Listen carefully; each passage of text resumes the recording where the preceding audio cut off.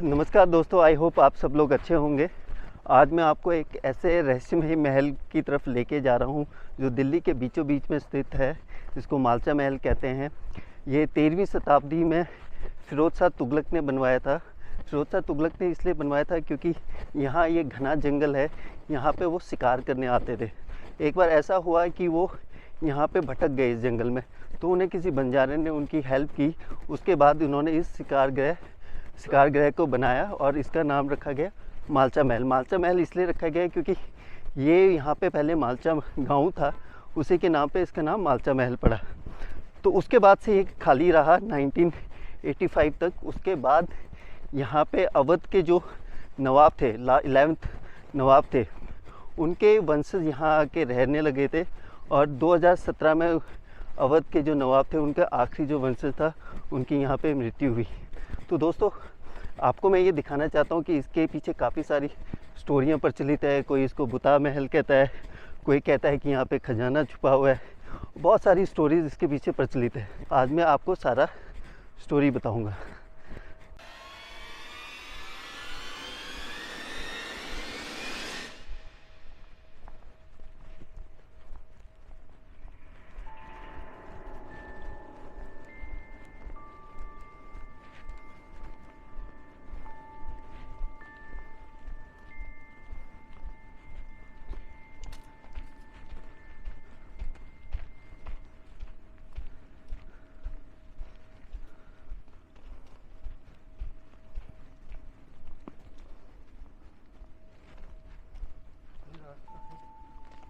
मैं आगे चलता हूँ। तो ये रास्ता है दोस्तों, विलायत महल, जिसको मालचा महल कहते हैं। विलायत महल इसलिए कहते हैं क्योंकि जो बेगम थी, जो अपने आप को अवध का वंशज मानती थी, उनके नाम पे लोग इसको विलायत महल भी कहते हैं। वैसे इसका नाम मालचा महल है। तो आप देख सकते हैं दोनों तरफ घना जंगल है। यहाँ पे लोगों की आवाजाही बिल्कुल ही कम है। तो दोनों तरफ कैक्टस के पौधे लगे हुए हैं।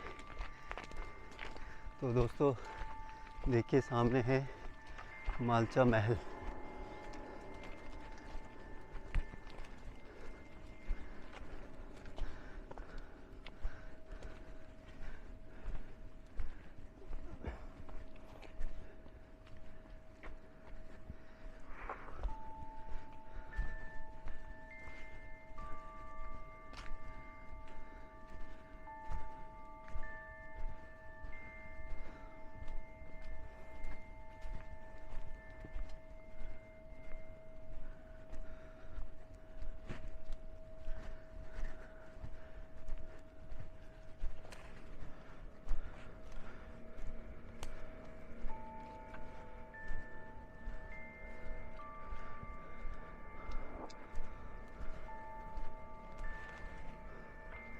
तो दोस्तों, ये जो मैंने आपको दिखाया पूरा एक टर्न करके, ये पूरा मालचा महल है।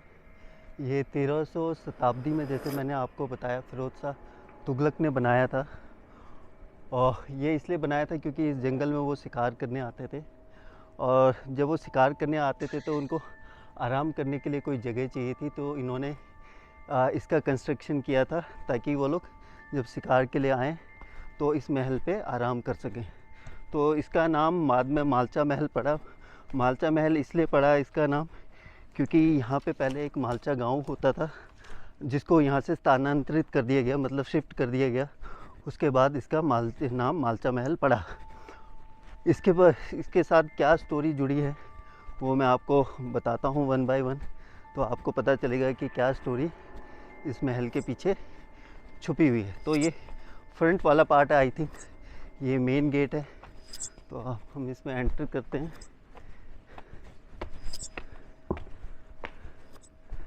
तो दोस्तों ये देखिए, ये है मालचा महल का फ्रंट गेट और यहाँ से सीधा दिखाई देता है सामने का गेट। ये स्टेयर्स हैं दोनों साइड ऊपर जाने के लिए, रूफ में जाने के लिए। और आप जैसा कि मैं भी सुन सकते हैं, यहाँ पे चमगादड़ की आवाज़ आ रही है। जो मैंने जहाँ तक पढ़ा है इसमें 3 रूम हैं। ये आई थिंक सबसे बड़ा रूम हो सकता है, और इसके अलावा 2 रूम और हैं यहाँ पे। तो आपको 1 बाय 1 दिखाते हैं हम लोग।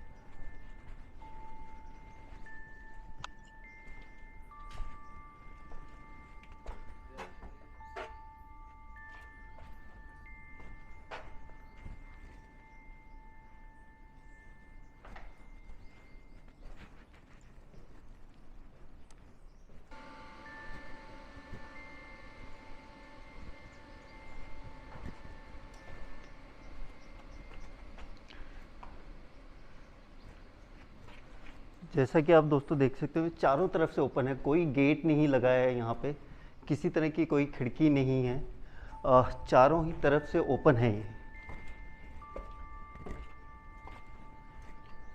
चारों ही तरफ से ओपन है, और चारों ही तरफ घना जंगल है। तो आप समझ सकते हो जो यहाँ पे ये नवाब रहते थे, वाजिद शाह अली के जो लास्ट वंशज रहते थे, वो किस तरीके से यहाँ पे उन्होंने सर्वाइवल किया होगा। और दूसरी सबसे बड़ी बात, ना यहाँ पे पानी है, ना इलेक्ट्रिसिटी है, ना ही और किसी तरह का मनोरंजन का साधन है। तो कितनी टफ लाइफ उन्होंने जी होगी, आप इस चीज़ को यहाँ पे समझ सकते हैं। तो ये भी स्टेयर्स है छत पे जाने के लिए।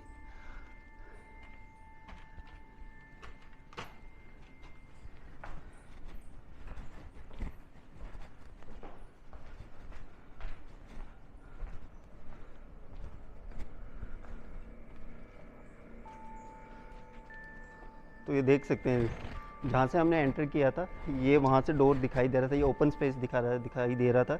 यहाँ से भी आप देख सकते हैं सामने भी ओपन स्पेस है। अभी इसको क्लीन कर दिया गया है, क्योंकि 2017 में जो आखिरी वंशज थे, जिनका नाम अली रजा था, अली रजा महल था, वो यहाँ पे रहते थे। उसके बाद उनकी काफ़ी सारी चीज़ें यहाँ पड़ी हुई थी, जिनको पुरातत्व विभाग ने इसको संरक्षित करने के लिए यहाँ पे सफाई की है। और सफाई करने के बाद यहाँ पे बोला गया है कि इसको एक मॉन्यूमेंट्स की तरह संरक्षित किया जाएगा। आप देख सकते हैं दोस्तों, यहाँ पे काफ़ी सारे बर्ड्स हैं, चमगादड़ है जो फ्लाई कर रहे हैं। अगर आप देख सकते हैं तो आपको आवाज़ साउंड सुनाई दे रहा होगा। छत पे आप देख सकते हैं, तो छत पे सब यही चिपके हुए आपको मिलेंगे।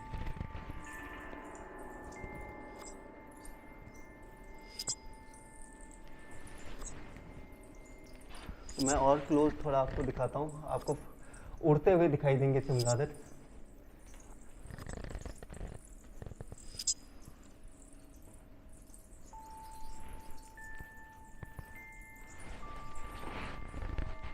तो दोस्तों अगर देखा जाए, अब मैं आपको बता देता हूँ, बीच वाला सबसे बड़ा कमरा है, साइड में ये कमरा है, साइड में एक और कमरा है। यहाँ की अगर बात करूँ तो ये एक तरीके से आप बोल सकते हैं इसको बालकनी है, ठीक है। ये एक और रूम है, इसको भी रूम ही आप कह सकते हो एक तरीके से।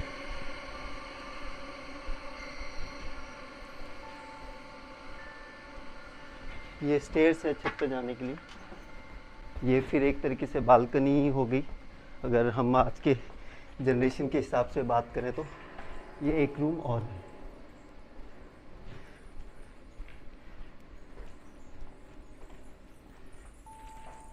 ये देखिए, ये देखिए,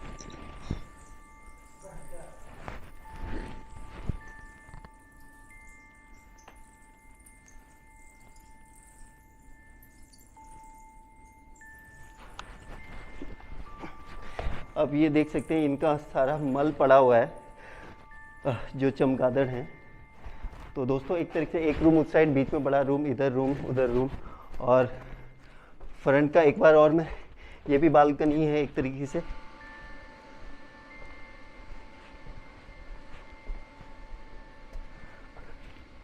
और ये फ्रंट का एक रूम, जिस तरीके से पीछे बैक साइड में एक रूम है। आपको मैं फिर से एक बार एंट्री का रूम दिखाता हूँ मैं, जहाँ से एंट्री कर सकते हैं आप लोग।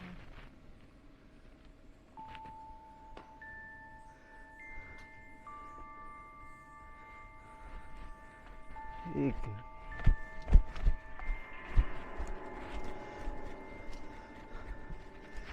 तो इसका ये फ्रंट रो है। आप देखेंगे मेरे मित्र खड़े हैं सामने। तो एक बार दोबारा सीढ़ियों पे चढ़ते हैं। अब हम आपको इनके रूफ पे लेके चलते हैं।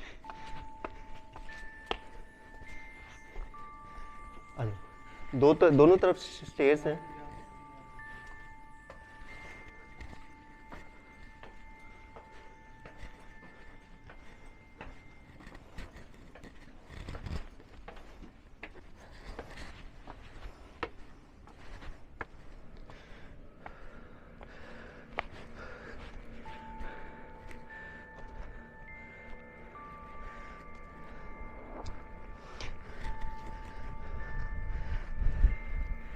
आप देख सकते हैं दोस्तों, एक तरीके से कि ये बराग छत जो एक बड़े ग्राउंड की तरह है। यहाँ पे काफ़ी घास उगी हुई है और कुछ पेड़ भी उगे हुए हैं यहाँ पे।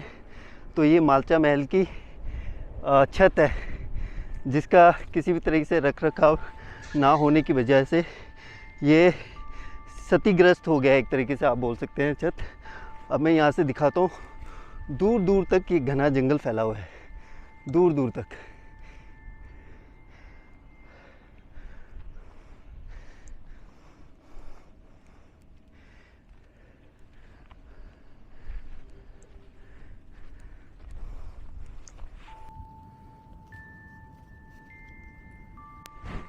तो दोस्तों, ये पूरा व्यू अभी हमने छत का दिखाया था। अब हम नीचे उतरते हैं, ये जिन स्टेयर से हम ऊपर आए थे।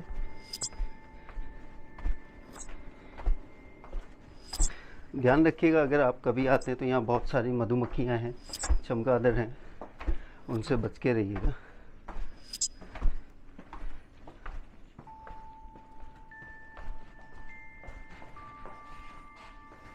और आपको यहाँ पे स्मेल आएगी, क्योंकि यहाँ काफ़ी सारे चमगादड़ हैं, हज़ारों की संख्या में चमगादड़ हैं। और उन्होंने यहाँ पे जो मल किया है उसकी स्मेल आपको यहाँ गेट से एंट्री करते ही समझ आ जाएगा। तो दोस्तों, जैसे कि आपको हमने पूरी सैर करवा दी है मालचा महल की। दोस्तों, ये मालचा महल अभी सुनसान पड़ा हुआ है, लेकिन इसके पीछे काफ़ी सारी कहानियाँ प्रचलित हैं। आखिर क्या कहानियाँ हैं, मैं वो आपको बताता हूँ इस मालचा महल के बारे में। दोस्तों, अगर देखा जाए, इस मालचा महल को बनाया था फिरोज शाह तुगलक ने, जिन्होंने दिल्ली की सल्तनत पे एक तरीके से शासन किया था काफ़ी लंबे समय तक। और उन्होंने इसको इसलिए बनाया था क्योंकि ये काफ़ी घना जंगल है, यहाँ वो शिकार के लिए आते थे और उन्हें आराम करने के लिए कोई जगह चाहिए थी, तो उन्होंने इस महल का निर्माण किया था। तो दोस्तों, अब एक्चुअल स्टोरी में आते हैं कि मालचा महल क्यों इतना ज़्यादा फेमस हुआ है। 1970 के दशक में जब इंदिरा गांधी की सरकार थी और नेहरू जी की सरकार थी, तब जो अवध के जो नवाब हैं वाजिद अली शाह, क्योंकि वाजिद अली शाह ने 11 साल तक अवध में शासन किया था, लेकिन जब ब्रिटिश हुकूमत आ गई थी तो उन्होंने उनसे सारी प्रॉपर्टी छीन ली। उसके बाद उनको जेल में डाल दिया गया और उनको अवध से ले जाकर कलकत्ता के जेलों में सलाखों के पीछे बंद कर दिया गया। उन्होंने बाकी की उम्र वहीं पे बिताई 62 साल तक, और 62 साल के बाद उनका निधन हो गया। उसके बाद 1970 के दशक में अगर बात करें कि उनके जितने वंशज थे वो सारे के सारे पूरे भारत में और आउट ऑफ इंडिया सारे फैल गए थे और किसी का कोई नामो निशान नहीं था। तो हुआ यूँ 1970 के दशक में बेगम विलायत महल ने एक मोर्चा खोला। उन्होंने बताया कि हम लोग उनके वंशज हैं और मैं उनकी क्या कहते हैं, जो लास्ट जिन्होंने शासन किया था, जो नवाब थे, उनकी परपोती हूँ मैं। और उन्होंने इंडियन गवर्नमेंट से बोला कि मुझे जो भी हमारी संपत्ति गवर्नमेंट के कब्ज़े में है, मुझे उसका मुआवजा चाहिए और रहने के लिए एक प्रॉपर अच्छी जगह चाहिए। तो दोस्तों, उन्होंने करीबन 1970 में उन्होंने क्या किया, वो दिल्ली आ गई और दिल्ली के रेलवे स्टेशन पे जो वीआईपी लॉन्च होता है, उन्होंने वहाँ पे जाके उस पर कब्जा कर लिया एक तरीके से। और वो वहाँ पे 9 साल तक रहीं और वो गवर्नमेंट के साथ फाइट करती रहीं और अपना हक मांगती रहीं। और हुआ यूँ उनको उन 9 साल के बाद उनको कई बार उनको लखनऊ में कुछ जगह रहने के लिए उनको ऑफ़र किया गया, इवन उनको डीडीए के जो फ्लैट्स होते हैं वो भी ऑफ़र किया गया, लेकिन वो उनको पसंद नहीं आया। और इंदिरा गांधी ने इनको देखा और इनसे डिस्कशन किया, काफ़ी बार वो मिली भी। उसके बाद इंदिरा गांधी ने इनको मालचा महल दिखाया, उनको मालचा महल पसंद आया, तो उन लोगों ने इसको अलॉट कर दिया बेगम विलायत महल को। उसके बाद 1984 में, जैसे कि आपको मालूम है, इंदिरा गांधी जी का निधन हो गया था। उसके बाद अगर इस मालचा महल की बात करें तो अगर मैंने जिस तरीके से पूरी सैर आपको करवाई है, यहाँ पे कोई दरवाज़ा नहीं है, यहाँ पे इलेक्ट्रिसिटी नहीं है, यहाँ पानी नहीं है, यहाँ कोई खिड़की नहीं है। तो उनसे काफ़ी सारे वादे किए गए थे बेगम विलायत महल से, लेकिन वो सारे वादे पूरे नहीं हुए, क्योंकि आपको मालूम है सरकारी कागज़ों में चीज़ें ऊपर नीचे होके वो सारी चीज़ों के ऊपर फिर कोई ध्यान नहीं देता। अगर इंदिरा गांधी होती तो शायद उनको वो सारी फैसिलिटीज़ मिलती जो उन्होंने कमिटमेंट किया था। उसके बाद वो एक तरीके से डिप्रेशन में चली गई, वो यहाँ रहती थी। उनके साथ उनके करीबन करीब 8 से 12 कुत्ते थे जो डाबरमैन डॉग थे, जो अच्छी ब्रीड के डॉग्स थे, 8 से 12। और उनके कुछ नौकर थे जो नेपाल से आए हुए थे, करीबन 8-9 वो भी थे जो उनकी हेल्प करते थे खाना बनाने में या खाना लेके आने में या बाकी चीज़ों में। और 1993 में बेगम विलायत महल ने सुसाइड कर लिया। वो उनके पास जो डायमंड की रिंग थी उनको क्रश करके उन्होंने उसे खा लिया और उनकी मृत्यु हो गई। उसके बाद उनके जो 2 बच्चे थे, सकीना महल और अली रज़ा, जो उनके जो प्रिंस थे, अवध के आखिरी प्रिंस, वो यहाँ पे उन लोगों ने यहाँ पे अपना जीवन यापन किया। अगर उनकी पढ़ाई लिखाई की बात करें तो वो बहुत अच्छे पढ़े लिखे थे, उनका कम्युनिकेशन स्किल बहुत अच्छा था, लेकिन वो किसी से भी मिलना जुलना नहीं करते थे। वो इसी घर के अंदर रहते थे, इसी महल के अंदर रहते थे और किसी के साथ बाहर की दुनिया के साथ कोई इंटरेक्शन नहीं था। कई बार वो इंटरेक्शन करते थे जब कोई बड़ा पत्रकार या जर्नलिस्ट आता था इंडिया का या आउट ऑफ इंडिया, वो उनसे मिलते थे, अपनी चीज़ें उनके साथ शेयर करते थे ताकि उनको अपना हक मिल सके। उसके बाद 2017 में चीज़ें बहुत ज़्यादा पलट गई, क्योंकि यहाँ पे जो अली रज़ा, जो अवध के आखिरी नवाब थे, उनकी यहाँ पे मृत्यु हो गई 2017 सितंबर के अंदर। और उनके बारे में भी किसी को नहीं पता चला, 1 महीने के बाद लोगों को पता चलता है कि उनकी यहाँ पे मृत्यु हुई। तो दोस्तों उसके बाद ये काफ़ी न्यूज़ में आया, काफ़ी लोगों ने यहाँ पे आके, जर्नलिस्ट ने, न्यूज़ चैनल्स वगैरह ने इसके ऊपर रिपोर्टिंग की। और बताया जाता है कि अली रज़ा की मृत्यु से पहले 4-5 साल पहले ही उनकी जो बहन थी सकीना, उनकी भी मृत्यु हो गई थी। अब दोस्तों यहाँ पे चीज़ें ये आती हैं कि आखिर इनको ये फैसिलिटीज़ जो कमिट की गई वो क्यों नहीं मिली, और वो यहाँ पे किस तरीके से सरवाइव किया उन्होंने, बिना किसी पानी के, बिना किसी इलेक्ट्रिसिटी के, वो यहाँ अकेले इतने घने जंगल में कैसे रहते थे। तो एक ये रहस्यमय चीज़ है कि उन्होंने अपना जीवन कैसे यापन किया, प्लस उनके पास अपना जीवन यापन करने के लिए पैसे कहाँ से आते थे। तो ये बड़ा सवाल है दोस्तों। अब दोस्तों जहाँ तक अभी की बात करें, इसको पूरा क्लीन कर दिया गया है, और मैंने सुना है दिल्ली गवर्नमेंट के अंदर ये आता है, और दिल्ली गवर्नमेंट के हिसाब से जो पुरातत्व विभाग है वो इसको संरक्षित करने वाला है एज ए हेरिटेज बिल्डिंग के अंदर, तो ताकि लोग पर्यटक आ सकें, इसकी कहानी के बारे में जान सकें, और इस रहस्यमय महल की जो बाकी और जो कहानियाँ छुपी है उनके बारे में लोगों को पता चल सके। तो दोस्तों ये थी सारी कहानी मालचा महल की। लोग इसे हॉन्टेड महल कहते हैं, भूतिया महल कहते हैं, ऐसा कुछ भी नहीं है। आप यहाँ आ सकते हैं, लेकिन घना जंगल होने की वजह से कोई लोग यहाँ दिखते नहीं, तो आपको ऑब्वियसली डर लगेगा। तो अगर आए तो किसी के साथ आएँ ताकि आपको उस तरह का डर फील ना हो। तो दोस्तों ये था हमारा मालचा महल का सफ़र। इसी तरीके से किसी और वीडियो में मिलेंगे। तो दोस्तों अगर आपको ये वीडियो पसंद आया है तो लाइक, शेयर और सब्सक्राइब ज़रूर कीजिएगा। तो मिलते हैं दूसरे वीडियो में, तब तक जय हिंद।